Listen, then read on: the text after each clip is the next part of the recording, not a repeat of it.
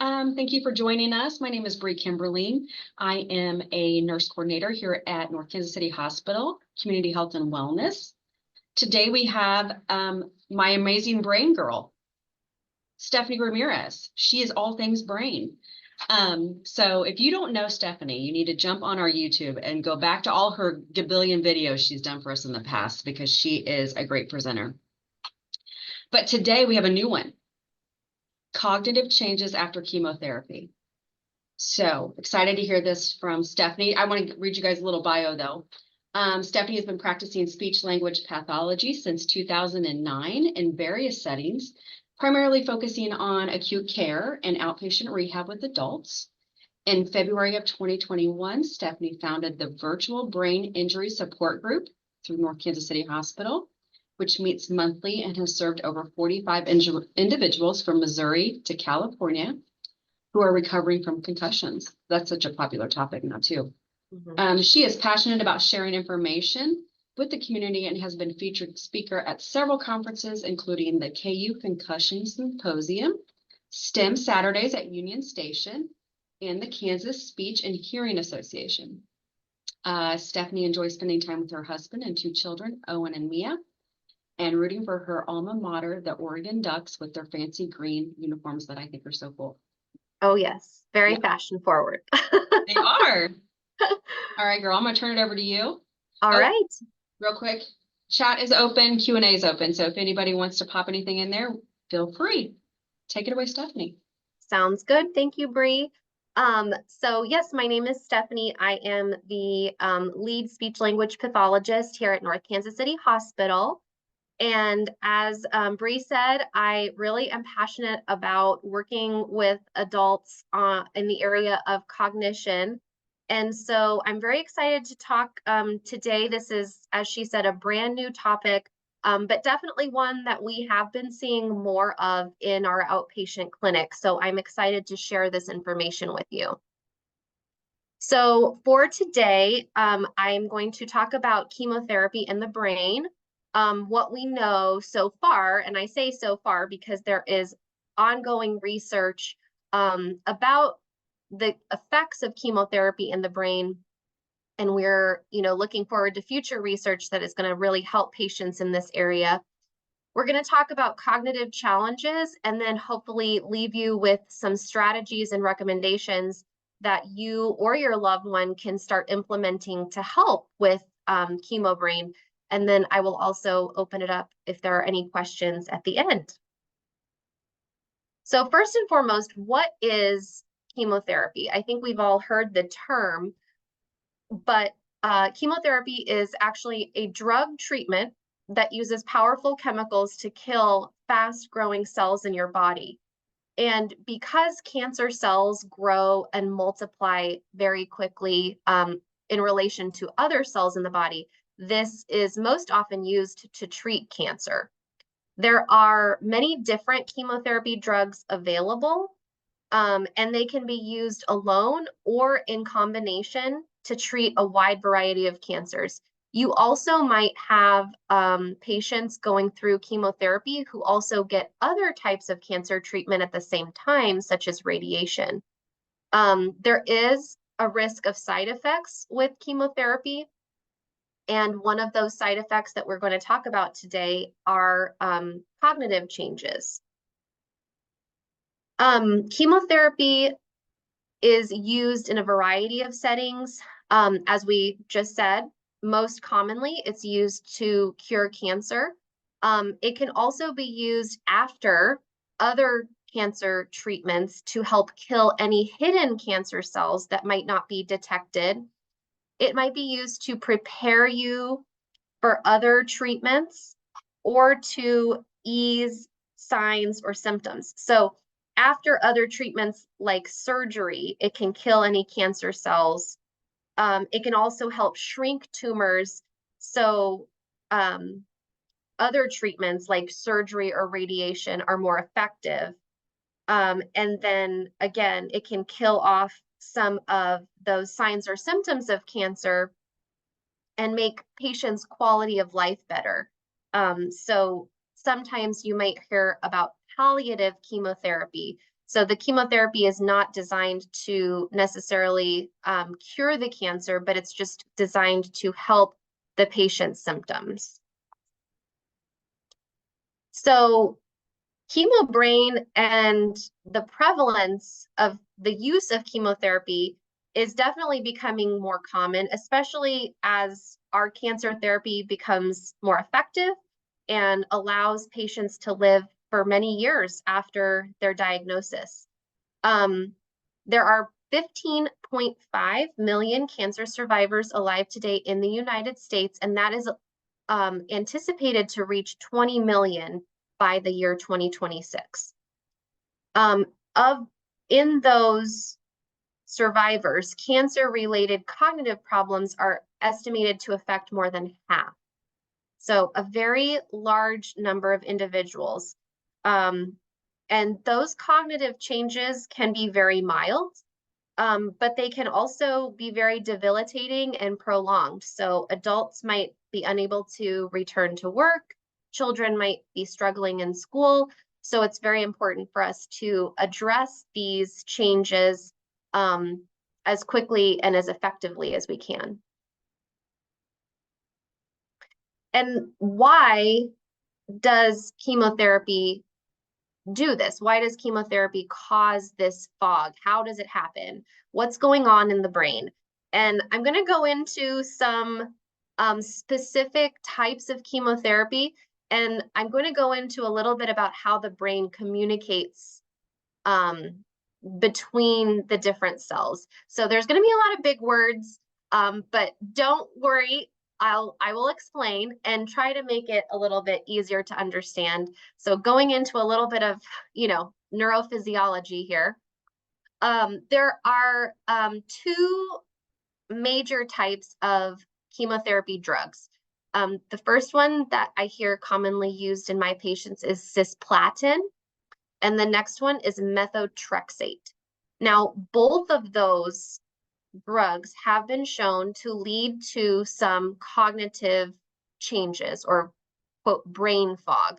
And they've done quite a bit of research, specifically with the National Cancer Institute and Stanford Medicine. Both of them have done research on actually mice and rats, and kind of how these drugs impact their brain function. So we're going to talk about cisplatin first. So cisplatin treatment was shown to lead to higher levels of a fat molecule in the brain. So think about kind of the fat molecule slowing down this activity, this communication in the brain. So mitochondrial activity, how the brain sends information, this fat molecule kind of slows it down, and that can cause the chemobrain symptoms. Also, they showed in some of the rats that were treated with cisplatin more inflammation in the brain. And so again, when we're thinking about inflammation, we're thinking about how effective those different parts of the brain are working and how fast that information can be sent along. So in both cases, the rats, as well as, we can hypothesize in people, would have slower processing, difficulty with recall, and difficulty with, things like memory and just higher level brain functions. In methotrexate, and I'm going to probably butcher the pronunciation of this, but oligodendrocyte precursor cells, again, it's a transmitter. It sends impulses in the brain's white matter, and it helps our brain cells function. It showed that in those precursor cells, there was some damage, and they did not reproduce or grow or mature as fast as we would normally expect. So your brain is always growing. Your brain cells are changing, expanding, growing. And so for these particular cells that are very important for, you know, helping our brain function, they were not developing the way that we would expect them to. Myelin is actually what surrounds our brain cells and helps, again, with these this information, passing along the information in the brain. And so the thickness of that myelin was found in the mice to be decreased. So it wasn't as thick, there wasn't as much insulation around the nerve fibers, and we see that as well in individuals who've received chemotherapy. So we, again, saw slower movement, signs of anxiety, and we also saw impaired attention and short-term memory function because of those things. And then finally, microglia, which are the brain's immune cells, were persistently activated after chemotherapy for at least 6 months. So basically, again, we're kind of going back to that inflammation. Your brain after chemotherapy is going to be kind of in this fight or flight mode for quite a while. And that can cause some of those cognitive symptoms. And we're going to talk more about kind of how your brain reacts to inflammation, stress, all of those things to hopefully help you kind of understand some of those symptoms. So, you know, the problem really is that there are no currently approved FDA medications to treat cognitive problems. And so really research needs to be continued to figure out at the cellular level what's happening so we can know how to fix it. There's also no diagnostic test for brain fog. You know, it's not visible on brain imaging exams. A lot of times the doctors just kind of have to go off of what you're reporting as a patient, and they kind of rely on the symptoms and your history, understanding what drugs you've been given and maybe some of your family history as well. So that's why it is really helpful to get in and get a cognitive evaluation, just so you have a baseline and we know, you know, what you're capable of, your brain is capable of before you have some of these treatments. That's sometimes something that people do. But in any case, this is kind of looking, and I just put these pictures in here because I think it's really interesting to see all those little pathways that you see kind of in that bottom right-hand corner. That's what's going on in our brain. And you can see where if we're having information slow down, there's a long way for it to go. It has to go through a lot of pathways to get to where it needs to be. And so if there's any breakdown in, you know, those cells that we just talked about, or how fast the information can go, you're gonna feel the impact of that. So the amazing thing, though, I will follow that up with, is that our brain constantly is adapting, changing.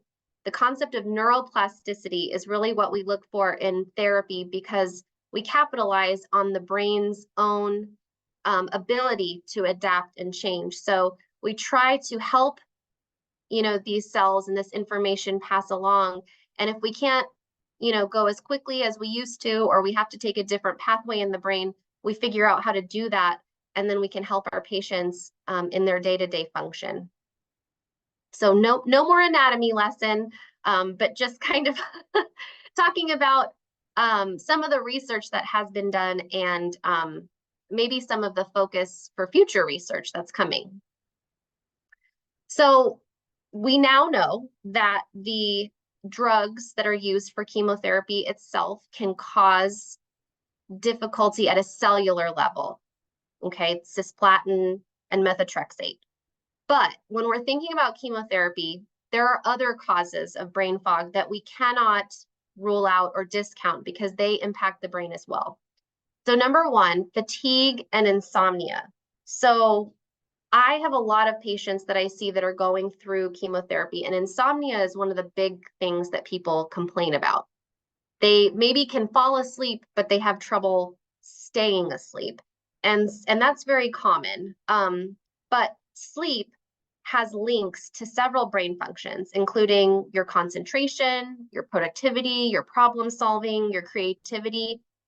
There have been scans, and they're very cool. If you have a chance to look it up on YouTube or on the internet, look up CSF, cerebrospinal fluid wash.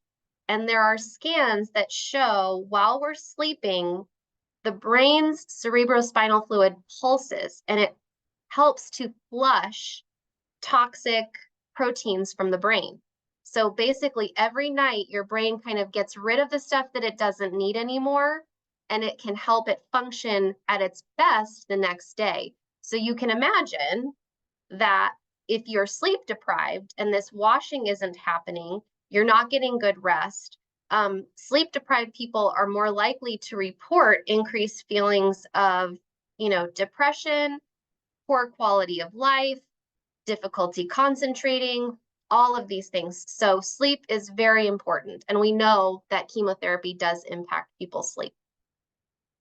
The second thing that we have to pay attention to when it comes to brain fog is pain. People who have chronic pain, whether they're going through cancer treatment or not, are going to have difficulty with rational thought and planning. The areas of your brain, the kind of deeper areas, and I've got it down there in the corner, your prefrontal cortex, your amygdala, your hippocampus, all of those areas process pain and process threatening situations.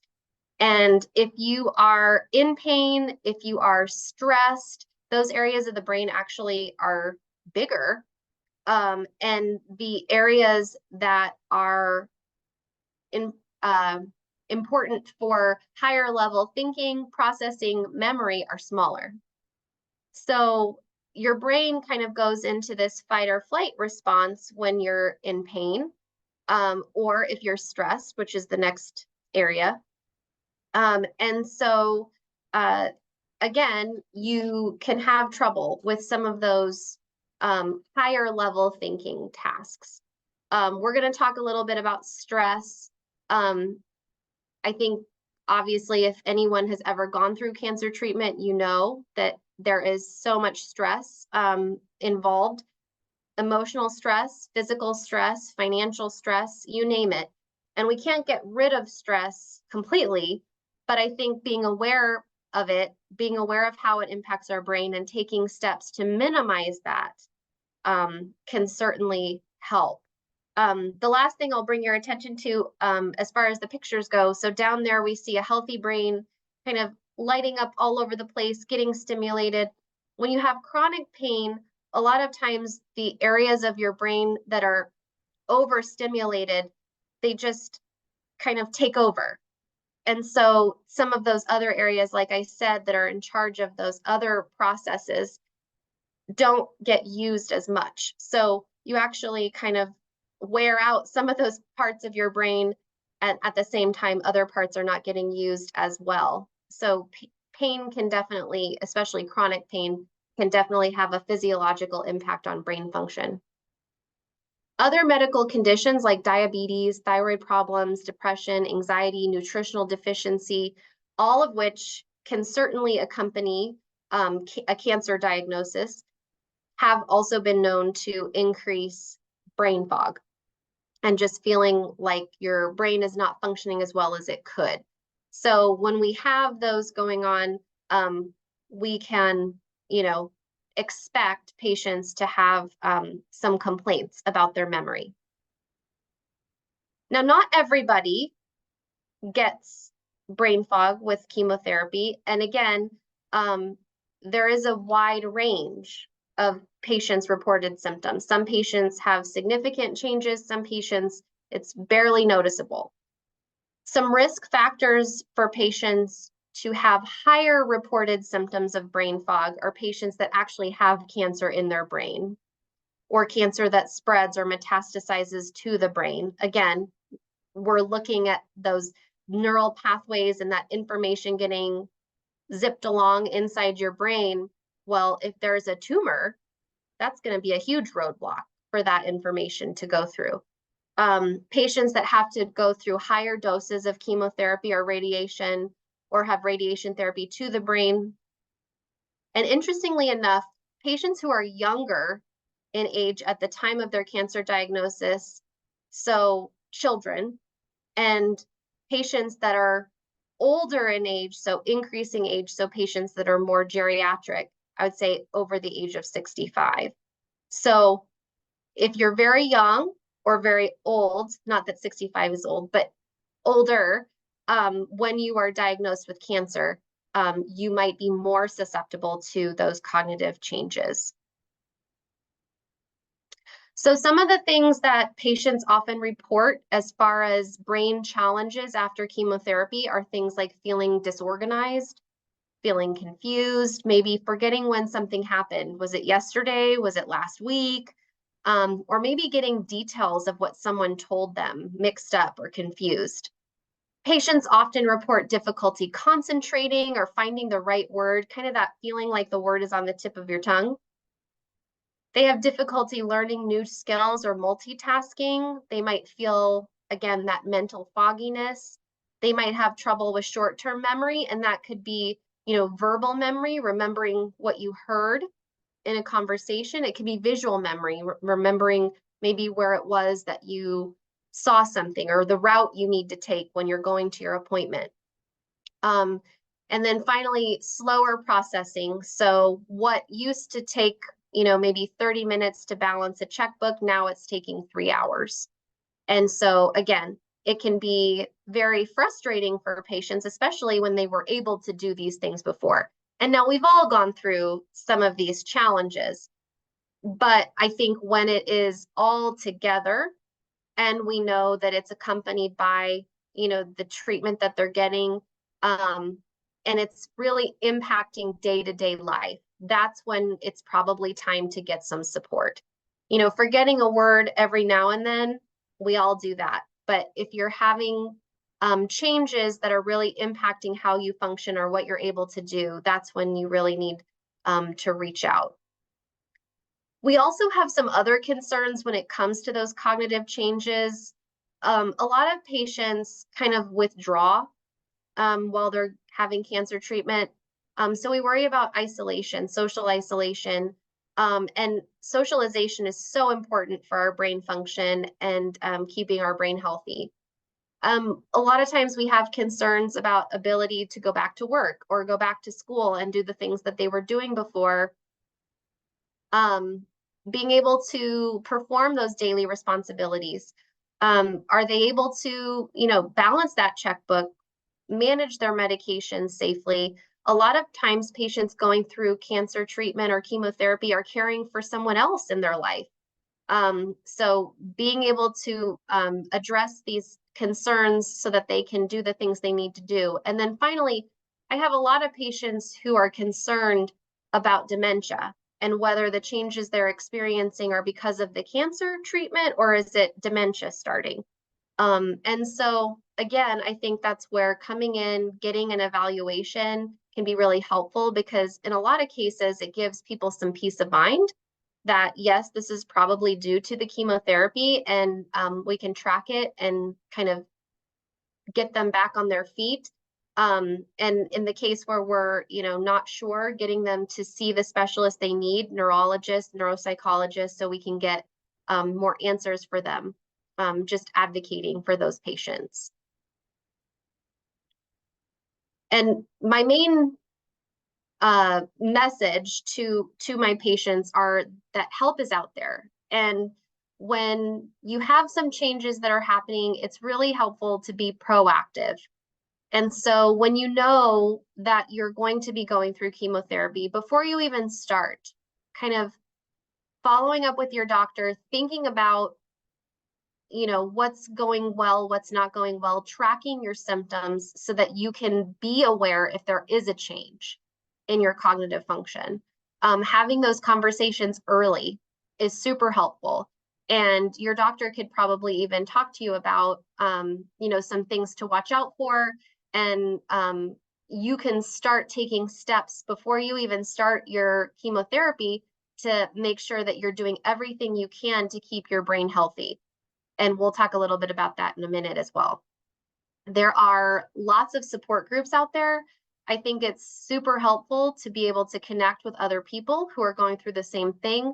That's why I started the brain injury support group, because I think we can learn so much from one another. Going to those groups a lot of times will give you some really great strategies, tips, tricks that you can take with you.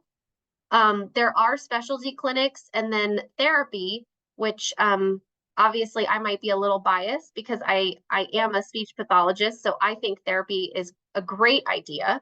But I will talk to you specifically about why I think that here in just a minute. So as a speech pathologist, we really do everything from the neck up. So it's not just about speech. And we really do a lot to kind of evaluate and exercise and help give strategies for the brain. So I work with a lot of patients who are going through head and neck cancer treatment. And so a lot of times we will be mostly working on their swallow function. But when we're thinking about chemotherapy and cognitive changes, it doesn't matter what type of cancer they have. I've worked with patients that have brain cancer. I've worked with patients that have had breast cancer. Anybody who is experiencing some of these changes, we can work and kind of see what we can do to help. So first and foremost, a cognitive evaluation. We talk to the patients, see what their concerns are. We do standardized cognitive testing, so you can see exactly how your brain is working as compared to, you know, other individuals in your age group. This is where a lot of people actually do get some reassurance coming to us, because they do what better than they thought that they were going to do. And so kind of giving them that reassurance that, no, you haven't lost these abilities, they're still there, and just giving them some of that support can really help people get back on their feet. Treatment is kind of addressed from two different perspectives. So first of all, we have restorative treatment. That's where we give patients exercises to actually kind of work on that concept of neuroplasticity, building back those pathways, making the brain work and function better. And then on the other end, we have adaptive treatment, which is those compensations for the parts of the brain that aren't working well, strategy training. How can we, you know, make it the day-to-day a little bit easier? We talk a lot about symptom management. So again, just like I talked about, a lot of patients complain about insomnia. A lot of patients complain about pain. So we talk about ways to manage those symptoms that we know can help decrease brain fog. And then again, getting patients referrals to those specialists, the support, the education, so they can be empowered. I think knowledge is power. Understanding what's going on and why can help people really be able to not only, again, feel a little bit better about what's going on because they have an understanding of it, but know how to address it, and really how to advocate for themselves when they're going to the doctor. And why does therapy work? So we try to help patients learn to use what they've got more efficiently and successfully with strategies. Like we talked about, your brain can adapt and change, that concept of neuroplasticity. So the concept you can't teach old dogs new tricks is totally wrong, because you absolutely can. Your brain can always learn. And thinking of your brain just like any other organ in your body, your heart, your lungs, you have to have stimulation for it to stay sharp. Kind of a use it or lose it concept. So again, if you're going through chemotherapy, you're kind of withdrawing from social activities, you're not doing the same level of activity that keeps your brain stimulated that you did before, you might notice that those cognitive changes come on a little bit faster because your brain just is not doing what it used to do. And, working on something, being proactive, I think can not only help patients feel mentally better, but physically better as well, because they're doing something to help kind of move themselves in the right direction. So I didn't want to leave today without giving you some tips and tricks for things that you could be doing right now, especially if you're going through this, or if you have a family member who's going through chemotherapy and having some brain fog. So some memory strategies, first and foremost, write it down. That is the most reliable memory strategy we have. So whether it's a calendar, a notebook, a Post-it, if you write it down, now that burden is off of your brain and you can focus on something else. It is important to have consistent locations where you write things down because then you'll be able to find it later. So come up with a system that works for you and try to stick to that.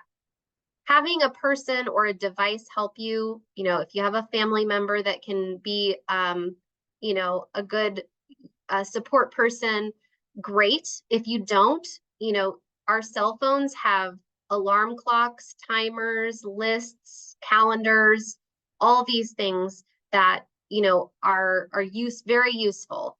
So if you forget to come back to something, you can have the, phone remind you to do that. Try to follow a routine. If something's part of a routine, you're less likely to forget to do it.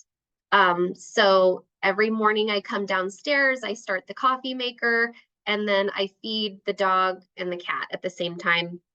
So that's my routine. If I didn't feed the dog and the cat, something would feel off. So I'm not likely to forget to do that just because it is part of my routine. And I'm probably not going to forget because they will be making lots of noise to remind me. But anyway, in any case, it is more likely that you'll remember something if it's part of your routine. And then finally, focusing on one task at a time. If you're spreading yourself too thin, nothing's going to get done well. So you're less likely to make mistakes if you focus on one thing. So as I said, in therapy, we give our patients exercises to work on cognitive stimulation, but you can obviously do this at home as well. So some things that you could do at home are things like puzzles. And I always tell people variety is best. So if you like crossword puzzles, great, but try to maybe switch it up with some word searches or Sudoku or things like that. So your brain doesn't get bored of doing the same thing. Board games, card games, game shows, computer games, all of those things would be great. And learning a new one would be even better because your brain is learning that new information. Artistic things like painting, art, music. I have a whole talk on how music affects the brain. Excellent stimulation for your brain. Learning a new hobby. So gardening, cooking, taking up a musical instrument, writing, all of those things.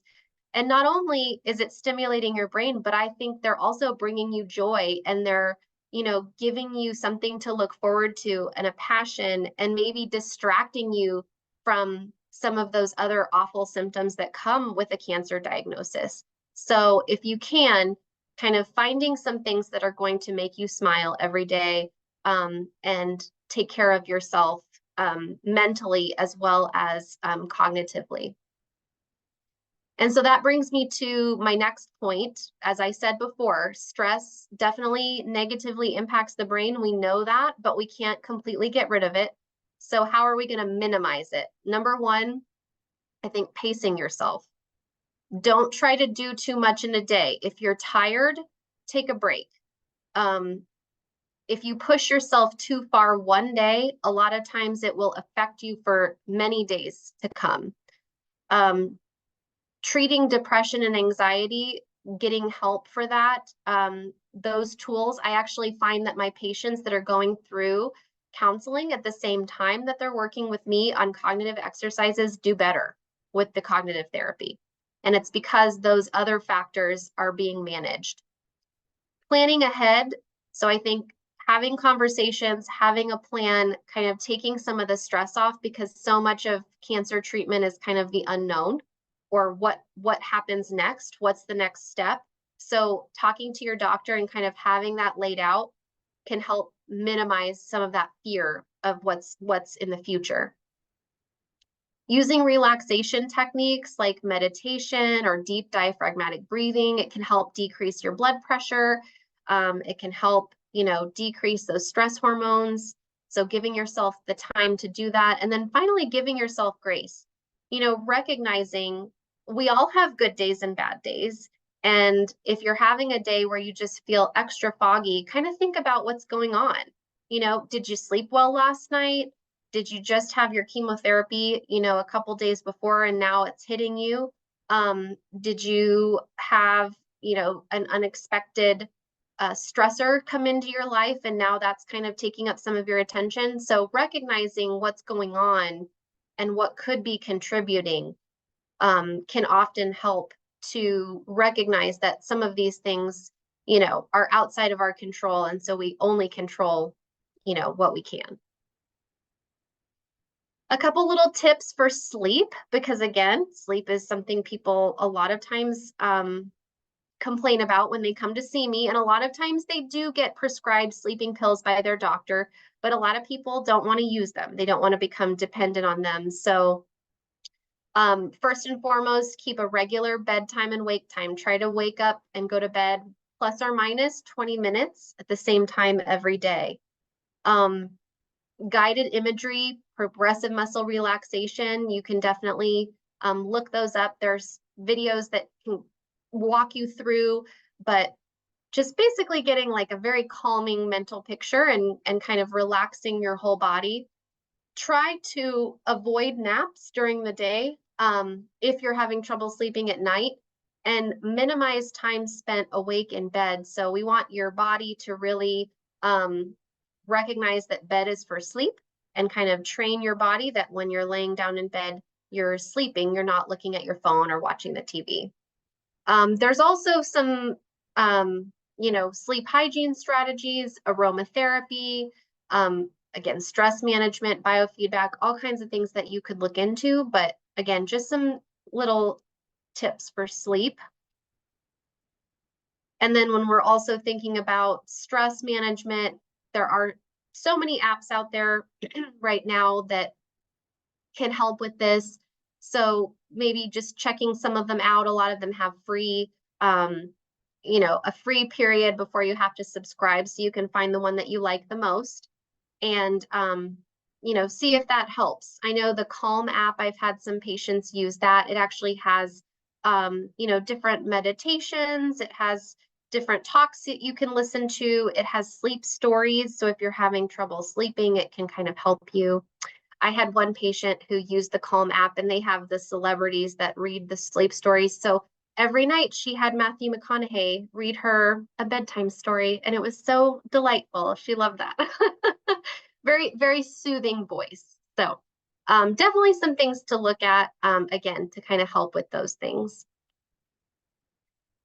And I can't overemphasize the importance of self-care. So staying connected with other people, having that support system, eating well, fresh fruits, vegetables, kind of eating the rainbow, trying to reduce your sugar, caffeine intake, getting that sleep, and then physical exercise. We're shooting for 30 minutes most days. And if you're having a lot of fatigue with your treatment, you can break that up into 3 10-minute sessions if that's easier. All of these things, socializing, nutrition, sleep, physical exercise, are all super, super important for your brain. They're actually 4 out of the 6 pillars of brain health. The 5th pillar is the mental stimulation that we've already talked about, and stress management is number 6. So definitely important. I also wanted to share just some resources. So North Kansas City Hospital, we have, nurse navigators, therapists, dietitians. We have community support through our education. So we, pride ourselves on being a really, community-based organization and having a lot of outreach. If you have any questions, I'm going to share my information here in just a second. The National Cancer Institute has some great resources as well. There are tons of support groups out there. The three big ones through the Mayo Clinic is the Managing Symptoms Support Group, Cancer Care, Cancer Support Community, and then of course the American Cancer Society. So lots and lots of resources out there. As I said, you know, staying involved, kind of looking at the future research, we are very hopeful that someday there will be drugs that will help prevent or reverse that chemo brain that we're talking about. And as cancer treatments become more targeted, hopefully the impact on the rest of the body will be lessened. So very exciting stuff on the horizon, always new exciting things coming. So for my final thoughts, when it comes to your brain, you always need to be proactive. Don't wait until it's, you know, 5-10 years down the road and you've just really gone to, you know, a place where you're not happy. Stay active, be proactive so that you can help maintain your quality of life through your cancer treatment and beyond. You know yourself best, number 2. You know if something's not right, if something's changing, if something's different. So be an advocate. If your doctor tells you, oh, you know, like you look fine or those test scores look fine, if it's different for you, then it's definitely worth talking about and getting it looked at. Focusing on the things that you can control. Again, there's a lot when it comes to cancer treatment that we can't control. But if you take control of the things that you can and be proactive, it does make you feel a whole lot better. And celebrating those small victories. So I always have my patients write down one success and one challenge per day. Number 1, it helps us decide kind of what direction we need to go in therapy, what's been difficult for them. But number 2, it really highlights that, yes, there are hard things happening right now, but there are still good things happening too. And so I think, especially, you know, as you go through chemotherapy, cancer treatment, it's very overwhelming. There's a lot going on. It's really easy to forget those small victories. So I would really encourage you to, to think about it at least, but write it down, and it can really help in the day-to-day. And so finally, I just wanted to share my contact information. If you have any questions at all, you can feel free to reach out. Email is probably best, and I can address that. Any questions that you have. And I also just want to say that if you are interested in therapy, it's usually covered with a doctor's order. It does not have to be a neurologist or an oncologist. It can be your primary care doctor. So it doesn't matter where the order comes from. But if this is something that you are interested in, definitely you can reach out to me or you can talk to your doctor. I just want to echo that self-advocacy is so huge, especially when you're going through some kind of medical stressor, is you really got to promote yourself. So I like that you said that. Okay, I got a couple questions. Okay. Radiation. Yes. So could you have this fog if it's radiation to any part of your body, not just your brain? Does that make sense? Yes. So typically the radiation will affect you more if it's to your brain. I would say the radiation typically does not cause the same level of fog that the chemotherapy does.